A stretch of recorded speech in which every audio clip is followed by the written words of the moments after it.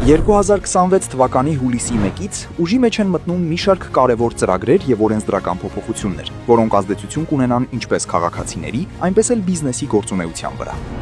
Առաջին, Ղարաբաղից տեղահանված ընտանիքների համար կգործի բնակարանային ապահովման երկարաժամկետ վարձակալության նոր ծրագիրը։ Կընդգրկվեն 1-ից 3 անդամ ունեցող առանձին խմբերի ընտանիքները, իսկ տվյալ խմբերում ընդգրկվող ընտանիքի յուրաքանչյուր անդամ 10 տարի կստանա ամսական 40,000 դրամ վարձակալության վճարի մասնակի փոխհատուցման նպատակով։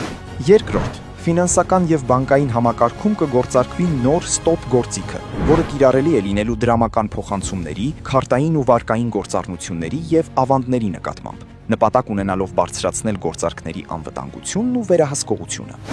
Երրորդ, եկամուտների համալիր գնահատման հիման վրա կներդրվի ընտանիքների անապահովության գնահատման նոր համակարգ, որը կապահովի նպաստների արդար թիրախավորում եւ կվերացնի բյուրոկրատական քաշքշուկը։ Չորրորդ, ՀՀ հարկային օրենսգրքում կատարված փոփոխություններով չվճարված հարկային պարտավորությունների դեպքում նախ կուղարկվի հիշեցում, ապա կկիրառվեն գանձման եւ արգելանքի միջոցներ։ 5-րդ, փոփոխվում է տարեց կամ հաշմանդամություն ունեցող անձանց խնամքի ծառայության համար դիմելու կարգը։ Դիմումներն ընդունվելու են բացառապես առցանց e-social.am կայքի միջոցով, նախապես ստեղծելով անհատական օգտահաշիվ։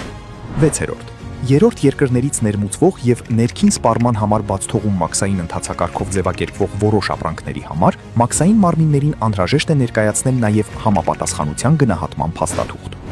7-րդ, սպառողների իրավունքների պաշտպանության մասին օրենքի փոփոխություններով սահմանվում է թերություն ունեցող ապրանքների համար պարտադիր 2 տարվա երաշխիք եւ արգելվում է սպառողներին մոլորեցնող համեմատական գովազդը։ Փոփոխությունները նաև կարգավորում են պայմանագրերի անարդար պայմանները, հստակեցնում են ապրանքների համապատասխանության պահանջները եւ խստացնում վաճառողների պատասխանատվությունը։